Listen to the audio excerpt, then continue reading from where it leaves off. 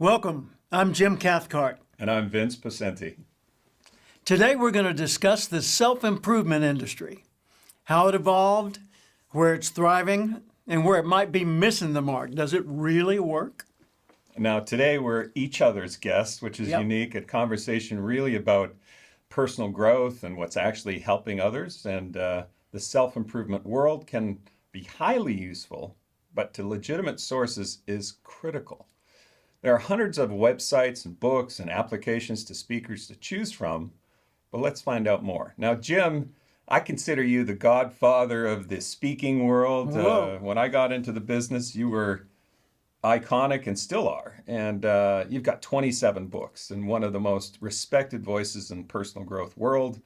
I mean, you've spoken in every single state. You've spoken around the world, from Australia to China. You've been really a stalwart of the self-improvement industry, and very impressive career. Thank you. Wow. Well, I feel like I'm in pretty powerful company too. I mean, you're an Olympic athlete, for heaven's sakes. You're a best-selling author, New York Times best-selling author, and you've got two books that I'm especially aware of. One is The Ant and the Elephant. The other one's The Age of Speed. You're in the Hall of Fame, Speakers Hall of Fame, and you've influenced millions of people worldwide. So you're bringing a lot of weight to the table as well. Mm-hmm. And I think the beauty of what we're talking about is that we've lived for an entire generation or more what we're teaching. You know, a lot of people teach subjects they've learned about. We're teaching subjects that we have literally put to application in our own lives and businesses. That's the heart of the matter, really, because, I mean, if you're going to give advice, you can't be a speaker that goes, take my advice, I'm not using it. So to be different person on and off the platform. Well, you have to live by those principles, otherwise you're out of integrity. So exactly, integrity is such a personal word. What does integrity mean to you? Integrity means integral. Everything fits together perfectly, which means that your values, your behaviors, your ideas, your suggestions and recommendations all fit. That there's no hiccup in there where people go that doesn't quite make sense coming from him, right? Mm-hmm. So integrity, I think that's the essence of it all. If a speaker, an author, a source, a guide in the self-help field has integrity, then you can trust what they say. Now, you've mentioned before that you prefer the term self-improvement world over self-help. Tell us more. Well, self-help, the operator's manual for a machine, that's self-help, because you're the one doing it, right? Self-improvement is about learning better ways to understand other people, to communicate with other people, to control your own emotions and behaviors, to get yourself to do what needs to be done when you're not in the mood to do it, but it has to be done anyway, things like that. Mm-hmm. Another point that you brought up, and I just want to jump in there because there's a word that you and I have talked about pre-production here, and it was the word alignment. Yeah. And the book, The Ant and the Elephant, that you referred to, that's a metaphor for the conscious mind being the ant, the subconscious mind being the elephant. And to have that alignment, right? To have a conscious intention aligned with the subconscious agenda, which could be going in a different direction. So in that parable, the ant is on the back of the elephant, the ant's making decisions, and all of a sudden the ant's going, wait, I didn't end up wanting to be here. What's going on? So let's talk more about alignment. Yeah, let's do. I gave a speech at NSA one time, National Speakers Association, on the subject of alignment in life. And so I'm definitely in alignment with your concept when it comes to that book. Alignment is when everything is going in the same direction, when your behavior is going in that direction, when you're on camera and off camera, at work and at home, behavior is all guiding in the same direction, and that requires that there be a direction. In other words, you got to know what you want, because if you don't know what you want, like the Cheshire Cat said to Alice in Wonderland, any road will take you there. Mm-hmm, mm-hmm. Obviously, the self-improvement industry is growing. What ways do you see it growing? Well, there are so many dimensions of it. You have coaching, which has become a really major factor in the last several years. Professional coaching, personal coaching, business coaching, that sort of thing. You've got the books, you've got the online courses, which is a multi-billion-dollar industry in itself. You've got all the different aspects of it from the stage and from the page, so to speak. I think the reason it's so popular is that society just all of a sudden noticed, hey, the things that really matter in life weren't taught to me in school. Because public schools don't teach the skills to succeed. They teach what they call hard skills, like math and science and engineering and medicine, things like that, biology. But they don't teach you how to understand another person's feelings. Now, people are born with curiosity, though, right? Yes, Infants thank are heavens. Born. Yeah. So really, we're tapping into that inherent curiosity that people have. What else? And I think curiosity is a desire. It's the manifestation of desire. Because people are goal-achieving mechanisms. We're designed to get things done. And it's all stimulated by what you want. When I'm doing coaching, I do what I call mentorship. And I tell people, look, question number one, and beyond this question, nothing matters yet. So you got to answer this question is, what do you want? Mm-hmm. When you're clear on what you want, the world seems to find ways to bring it to you. Mm-hmm. Now, your book, The Acorn Principle, can save us $20. Okay, I'll save you $20. It boils down to know yourself. Yeah. To grow yourself. They, in the field of emotional intelligence, they say that the most important of the emotional IQs is self-awareness. And know yourself. Most people stop too soon in their study of self. They get like a horoscope or a personality assessment or something like that, and they think, okay, there you go. I'm a Libra and a dominant behavioral style. Mm-hmm. Well, what about your values? Because that determines what you want and care about. What about your velocity, your personal energy patterns and drive? Some people are high, moderate, or lower velocity. What about the background imprint that you're carrying, positive, neutral, or negative? What about your intelligence? In what ways are you smart? Not how smart are you, but in what ways are you smart? And what's your bandwidth? How much information can you effectively process in a short period of time efficiently? And where's your point of overwhelm? So the more you know those kind of things about yourself, the more you can make all kinds of decisions to align better with other people and to learn to practice the principles that make you better in this age of speed, as you say in your book. Right. Tell us about that. The age of speed. It's interesting. I just had a flashback. It was reviewed by Publishers Weekly. And I read the review and I went, wait, they didn't read the book. It's called The Age of Speed. And they thought, I don't want my life to go faster. The fact is that the world is going faster, yet we personally don't necessarily want to go faster. Yeah. So how do we thrive in a world that's going faster and faster? And so with a background with the Olympics and skiing at 135 miles an hour. Exactly. the notion to be able to thrive, whether it's a race or life, is to be able to use these advantages around us instead of being a victim of that speed. So yeah, I remember Alvin Toffler's book back in the 1970s, Future Shock. He says future shock is when the rate of change is faster than your ability to adapt to it. And you've clearly experienced that. I mean, I'm seriously in awe of the fact that you're an Olympic athlete. Wow. Yeah. Wow. Well, I touched him. By the way, if we go golfing, you'll find out very quickly it only applied to skiing. Oh, okay. Because, you're not necessarily good at everything. Yeah. But people do assume that you're probably got good hand-eye, which I guess. But what did you learn from that? Because the discipline is enormous. Yeah. What it takes to go from beginner to Olympic qualification. Yeah, well, the first thing I learned is in our business, in the self-improvement world, is we kind of get bunched into that category of what are your goals, what are your dreams, what are your ambitions. But this Olympic experience, like 26 years old and never ski raced before. At 30, I was vying for gold in the Olympics. Oh, wow. That decision to step into that much uncertainty, to an existing competitive landscape wasn't just aspirational, what goals do you want to achieve? It was also the fear of regret, the fear of, wait a minute, I don't want to live my life not knowing I didn't try.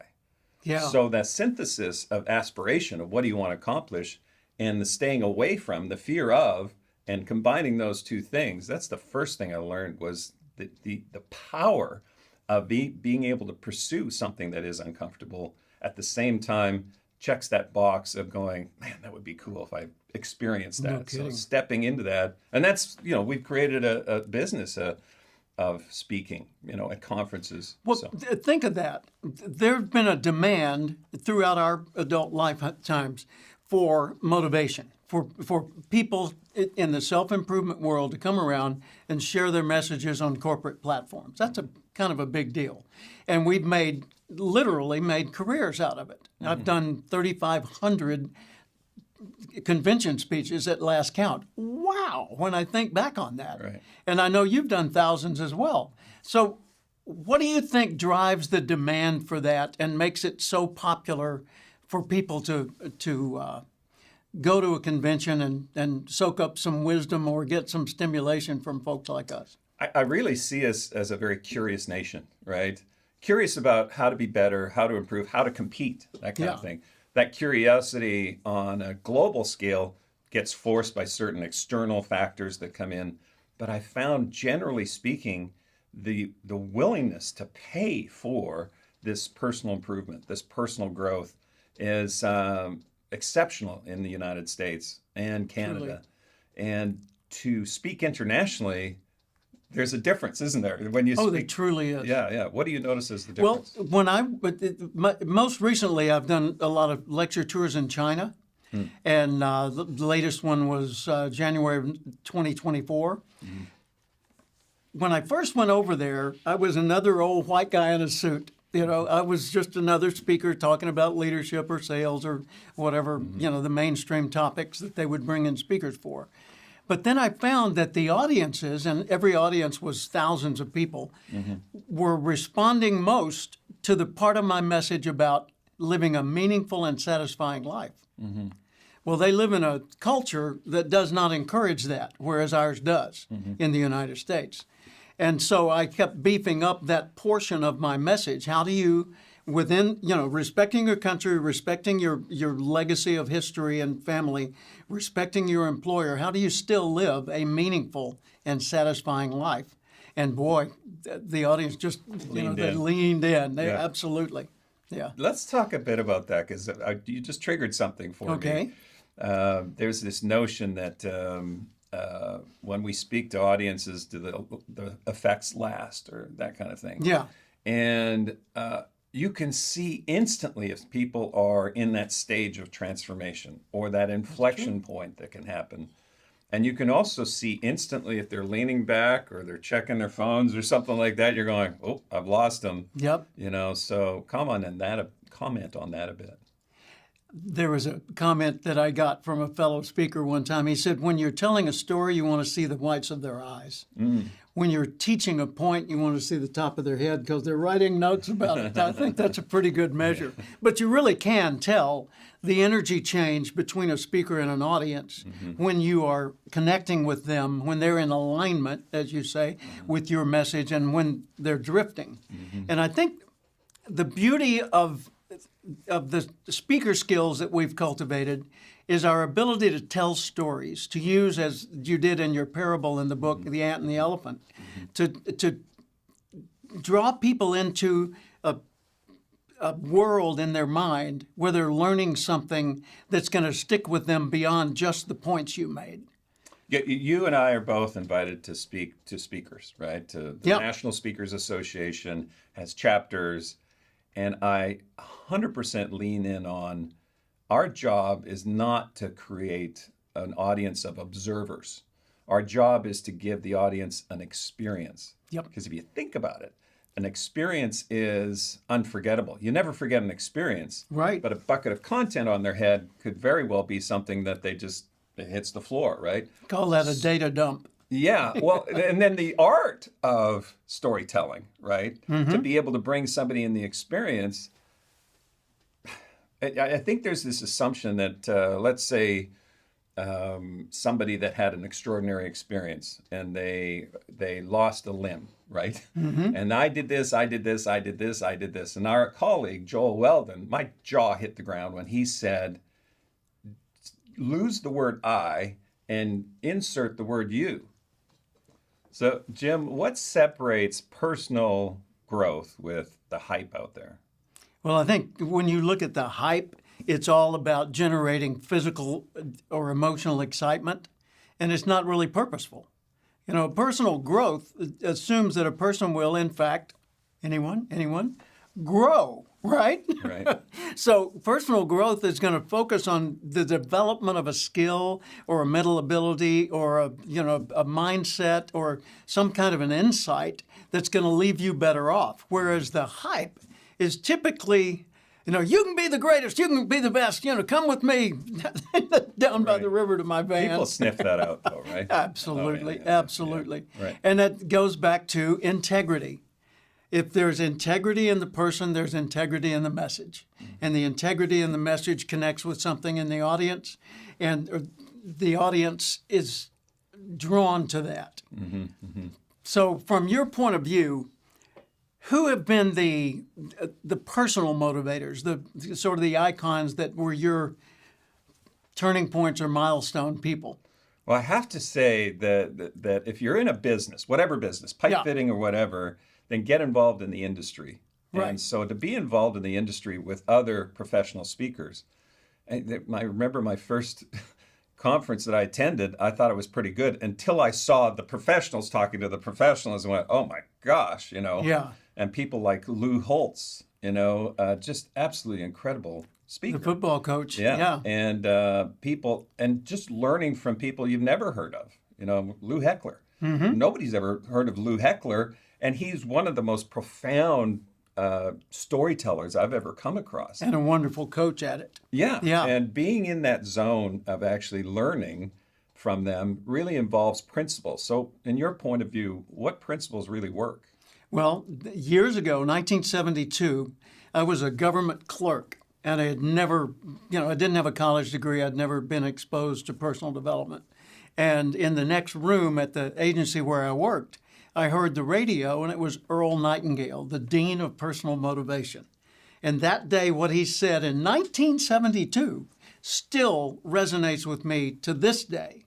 He said, if you'll spend 1 hour extra every day studying your chosen field, in 5 years or less, you'll be a national expert.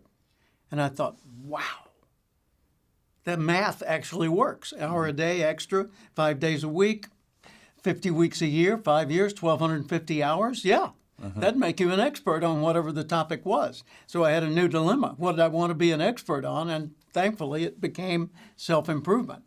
Yeah. And the ACORN principle Yep. as well, right? There you go. Yeah. And the ACORN principle is the seed of your future success already lives within you. So what would you say is sort of the core philosophy that you operate by when it comes to teaching self-improvement? Core philosophy has to do with the ability to not make a decision based on fear, actually. My kid, I think if you ask my kids, what would your dad's one piece of advice he would give is never make a decision based on fear. So who inspired you? I've been inspired by Bill Gove, the first president of the National Speakers Association, Cavett Robert, the founder, and so many others. I could literally spend half an hour just listing them. Well, what did they teach? Well, what they taught me was that this is not about you. This is about your audience. That when you get on stage, if you're nervous, Right. you're focusing on you too much, because the nervousness is not a fear of speaking, it's a fear of being judged. And so focus on them, focus on the task at hand, and learn your craft. Don't just data dump yourself and then get up there and unload. Truly get into the message and the connection with the audience and be the person they're hoping you are. What about you?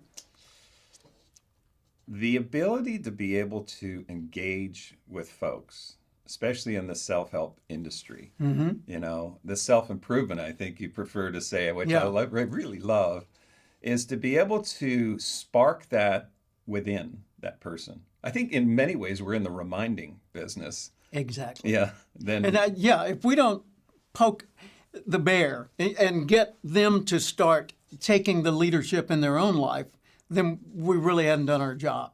Because it's not about us delivering, it's about them receiving and using. Would you agree? Mm-hmm. Yeah. Mm-hmm. So what's one thing that you think the public misunderstands about this whole field of self-improvement? That's a hot one, right? Yeah. Because it's almost like you could see arms folded in the audience, right? They say, we have a motivational speaker, and the arms are like, and the eyes go roll. ahead, motivate me. Right. Yeah, I dare you. Yeah. Take your best. So that responsibility to engage in somebody's triggers in terms of, well, what am I missing? What is the one thing I don't know?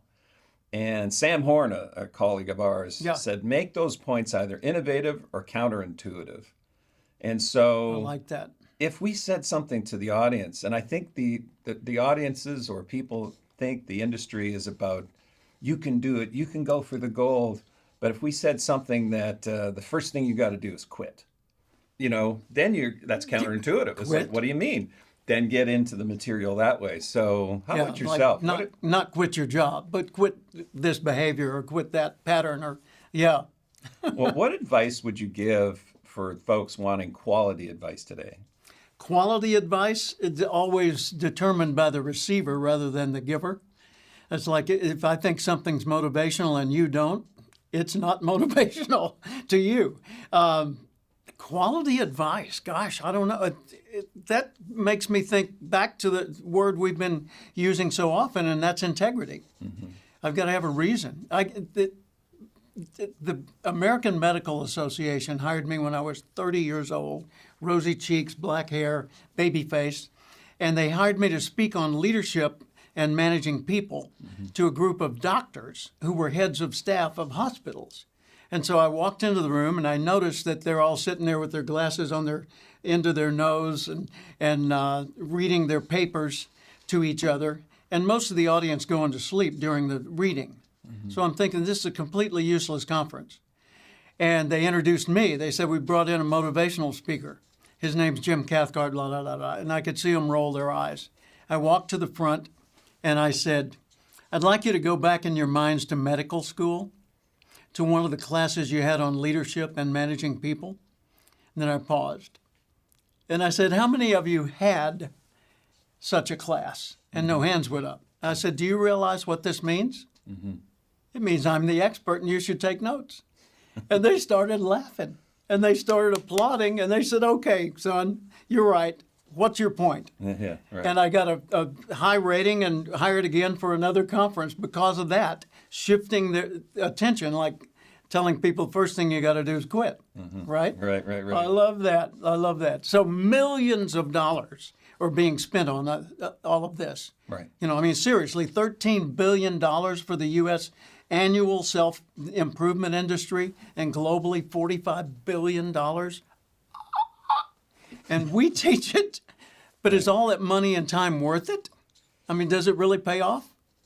Oh, gosh, I'd like to think it does, but it's a feeling like a mile wide and an inch deep when we just speak at an event and leave and not really get a sense for, is this having long-term impact? That's right. But getting this payoff, getting this return on investment is really the responsibility of the speaker.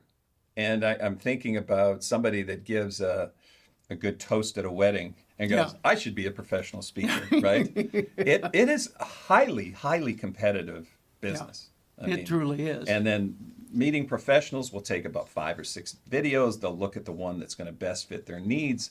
And so really having this notion, this personal notion that, hey, I'm good at this, but to turn it into a business, that's a different beast altogether. It is entirely. And when you think about it, a speech just presents an idea and opens people's minds and gives them a new way of thinking.